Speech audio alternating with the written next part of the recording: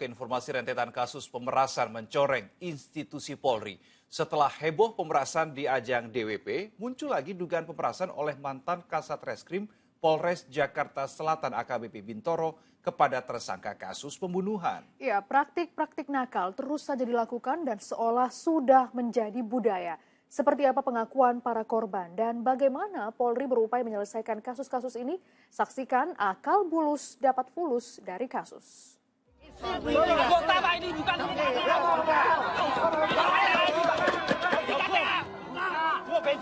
Kejadian begini mungkin cuma terjadi di negeri Konoha. Bukan polisi yang menggerebek warga, tapi kebalik, justru warga yang menggerebek polisi.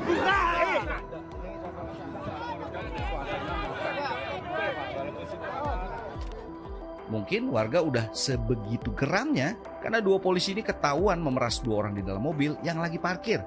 Tidak melakukan kesalahan apa-apa, dua polisi ini tiba-tiba mendatangi mobil korban, menakut-nakuti akan terkena pidana sambil minta uang 2,5 juta rupiah. Aksi pemerasan dua polisi itu ketahuan setelah korbannya berteriak hingga mengundang perhatian warga. Peristiwa ini terjadi di daerah Talaga Mas, Semarang, Jawa Tengah akhir pekan lalu. Terbukti melakukan pelanggaran keduanya Aibtu Kusno dari Sapmapta Polrestabes Semarang dan Aibda Roy Legowo dari Polsek Tembalang kini ditahan Propam Polda Jawa Tengah dan akan menjalani sidang etik. Sudah naik tahap sidik dan ditetapkan 2 anggota atau 3, 1 sipil ya, itu menjadi tersangka. Selama proses pansus tersebut, yang bersangkutan akan menjalani sidang kode etik. Aduh, ini kan menurut saya miris ya, menyedihkan gitu ya. Kok sebegitunya ya? Kenapa harus begitu? Hanya untuk uang sebesar 1,5 juta atau 2,5 juta. Dia lakukan tindakan tercela. Ini yang saya tidak habis pikir ya. Mentalnya udah rusak sekali gitu ya, oknum tersebut. Seolah nggak kapok, kasus pemerasan oleh polisi kepada warga di Semarang ini terjadi tidak lama setelah mencuatnya kasus serupa yang lebih menghebohkan dengan nilai yang jauh lebih besar. AKBP Bintoro, mantan Kasat Reskrim Polres Metro Jakarta Selatan, diduga memeras 2 tersangka kasus pembunuhan. Kasus ini terbuka setelah kedua tersangka mengajukan gugatan di Pengadilan Negeri Jakarta Selatan menuduh AKBP Bintoro dan beberapa pihak lainnya melakukan pemerasan. Nilai yang disebut fantastis, mencapai 20 miliar rupiah. Pemerasan diduga dilakukan agar proses hukum kasus pembunuhan yang menjerat 2 tersangka bisa di-stop dan tidak berlanjut. Tapi tuduhan ini ditolak mentah-mentah oleh AKBP Bintoro. Tuduhan saya menerima uang 20 miliar sangat mengada-ngada. Saya membuka diri dengan sangat transparan untuk dilakukan pengecekan terhadap percakapan handphone saya, keterkaitan dengan ada tidaknya hubungan saya dengan saudara AN. Sebaliknya, kuasa hukum 2 tersangka tegas menyatakan punya bukti adanya aliran dana kepada sejumlah anggota polisi. Bahwa itu mengalir kepada oknum-oknum APH ya di Polres Jakarta Selatan. Itu mengalir kepada Kanit, ya Kanit Z, Kanit M, kemudian Kasat, Kasat G, Kasat B. Tetapi dari hasil informasi yang kami dapat, sementara ini baru 140 juta yang diterima oleh AKBP Bintoro, ya. Kemudian ada katanya 550 juta oleh AKBP G, ya.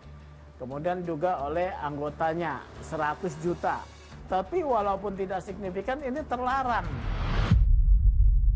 Semuanya berawal dari sini. Di sebuah hotel di Jakarta Selatan, April 2024, seorang remaja perempuan 16 tahun tewas diduga setelah dicekoki miras dan narkoba. Setelahnya, 2 tersangka, Arif Nugroho dan Bayu Hartoyo, ditangkap. Dalam proses hukum kasus ini, diduga ada kesepakatan antara tersangka dengan sejumlah anggota Polres Jakarta Selatan untuk menutup kasus dengan imbalan sejumlah uang. Muncul angka-angka yang diminta, di mana angka-angka tersebut tidak bisa dipenuhi oleh klien kami. Sehingga terjadilah negosiasi-negosiasi, kalau tidak terpenuhi angka-angka itu, dibayar bisa juga dengan barang.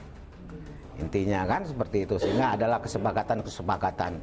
Tetapi pada akhirnya bahwa kesepakatan-kesepakatan itu merupakan akal bulus semua. karena prosesnya tetap lanjut. Sejumlah fakta mencengangkan juga terungkap. Total kerugian ya, materi dan barang kalau di total itu 17,1 M.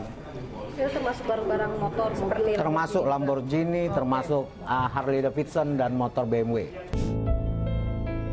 Ujung-ujungnya, bidang profesi dan pengamanan Propam Polda Metro Jaya turun tangan menyelidiki kasus dugaan penyuapan yang melibatkan AKBP Bintoro dan beberapa anggotanya. 21 saksi diperiksa dan dimintai keterangan soal besaran aliran dana yang diduga diterima Bintoro dan rekan-rekannya. Dalam sidang etik, AKBP Bintoro akhirnya dijatuhi pemberhentian tidak dengan hormat. Dari 5 terlanggar tambah 1 lagi yang sudah diputuskan, yaitu AKBP B, ya, PTDH dia. Jadi dia kena PTDH. Yang satunya AKPM masih proses. Konstruksi peristiwanya diurai sedemikian rupa, siapa ngasih duit ke siapa dan sebagainya, makanya ada putusan PTDH.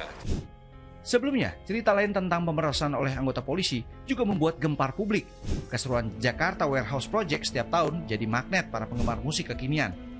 Tapi, sudah mahal-mahal bayar tiket, kenyamanan para penonton menikmati konser DWP Desember 2024 lalu malah dirusak ulah sejumlah anggota polisi. Menurut pengakuan beberapa penonton di media sosial, mereka mengeluh diintimidasi dan dipalak. Masih bisa dimaklumi kalau pemerasan dilakukan preman, tapi sayangnya yang melakukan justru polisi yang seharusnya hanya bertugas menjamin keamanan dan ketertiban konser. Alih-alih menjalani tes urin untuk memeriksa penyalahguna narkoba, segelintir polisi justru minta uang tebusan. Korbannya bukan hanya warga lokal, tapi banyak juga warga negara asing.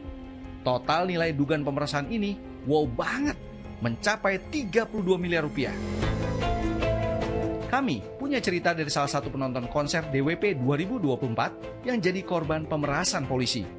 Proses hukum terus dilanjutkan, bahkan dengan intimidasi tipis-tipis meski tidak ditemukan barang bukti narkoba. Setelah selesai di BAP, saya dipanggil, diajak ngobrol, jangan manggil anggota, jangan manggil kenalan, beresin di sini, pakai orang kita.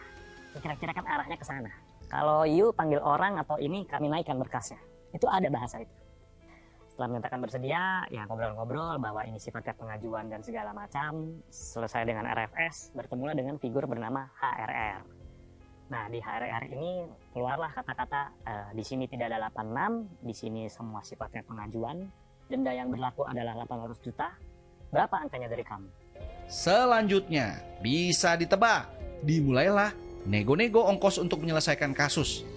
Parah, nominal pertama kali justru dilontarkan oleh penyidik. Untuk masalah yang 100 juta itu diungkapkan oleh ini bukan pengacara, ini penyidik. Bro, lu nawar berapa tadi? Gue, izin bang, aku nawar 20 bang. Yang bener lu. Udah 100 juta aja, 2 kepala, kalian keluar malam ini. Karena gue udah gak tahan, ya udah, oke. Tapi saya cari pinjaman dulu ya, sama ambilin handphone saya di hotel ya. Jadi disitulah kira-kira pemerasannya. Jadi dari awal ini, di 21 Desember yang mereka melakukan hubungan WA call ya, beruntun, mereka ini intinya ingin meminta bahwa saya ikut dalam sebuah skenario yang dirancang baik oleh oknum berseragam maupun oleh PH, bahwa tidak ada ya kasih uang, bahwa sebenarnya bahwa kamu tuh kemarin kita tolongin, tapi tidak pernah ada uang sepeser pun baik kepada polisi maupun kepada penasihat hukum. Itu adalah skenario yang ingin mereka buat, sehingga akhirnya saya memutuskan, ini sudah tidak benar kalian yang bermain api, kalian yang terbakar, kalian suruh saya menyiram airnya. Mereka melakukan foto selfie di depan rumah, seolah-olah saya orang yang berutang tidak bayar. Cara-cara seperti ini kan intimidatif menurut saya ya, intimidatif. Mereka ini jelas bersinergi karena dari penyidik FI ingin mengkondisikan bahwa itu tidak ada ya taruh-taruh kita nanti kasih uang, kamu bikin ya testimoni, kamu ngobrol deh sama PH. Nah makanya aku bilang mereka ini sudah satu paket. Lucunya, setelah kasus pemerasan di DWP ini menimbulkan kehebohan, uangnya sudah diserahkan, tiba-tiba saja dikembalikan. Ya kita berterima kasih lah kepada Div Propam Polri yang terus melakukan penyidikan. Sehingga mereka ini, wah kok ini kita pulang-pulangin deh uangnya nih, panik nih deh mereka nih gitu loh. Dan ada yang lucu ya. Jadi kan ditanya, kenapa uangnya diulangin gitu kan? Karena nggak berkat katanya. Uangnya nggak berkat. Iya, karena ketahuan bos. Jadi nggak berkat. Kacau, nggak heran kalau akhirnya kasus ini menyeret 18 anggota Polri. 3 diantaranya berujung PTDH alias pemecatan, yakni mantan Kasubdit Narkoba Polda Metro Jaya AKBP Malvino Edward, mantan Direktur Reserse Narkoba Polda Metro Jaya Kombes Donald Simanjuntak, ex-Panit Subdit Ditres Narkoba Polda Metro Jaya AKP Yudi Triananta. Sanksi etika, yaitu perilaku pelanggar dinyatakan sebagai perbuatan tercela. Pemberhentian tidak dengan hormat atau PTDH sebagai anggota Polri. Tidak etis, karena itu melanggar kode etik profesi. Karena tugas polisi kan adalah harkamtipmas, penegak hukum, pelindung, pelayan, pengayom masyarakat. Nggak etis itu mas. Kalau itu memang dilaksanakan oleh anggota Polri tersebut. Cerita lain tentang pemerasan oleh polisi juga kami dapatkan. Seorang pemilik klinik kecantikan mengaku tiba-tiba didatangi sejumlah polisi, menggerebek dan mengenakan pasal yang dirasa mengada-ada. Lalu dia mulai menunjukkan aksinya, yaitu mulai ke arah, ya saya rasa itu ke arah uang. Langsung oknum tersebut bertanya, sanggupnya berapa? Ini menurut saya, ini sudah ke arah pemerasan. Saya tulis pertamanya tuh angka 10. Oknum tersebut memandang saya dengan seperti pandangan mungkin melecehkan dan nggak salah kamu tawarkan angka segitu. Saya tulis angka 20. Saat itu beliau menjawab seperti ini, dikali 10 pun itu masih belum bisa. Saya jujur merasa hancur ya. Saya datang dengan itikat baik, tapi saya disikat.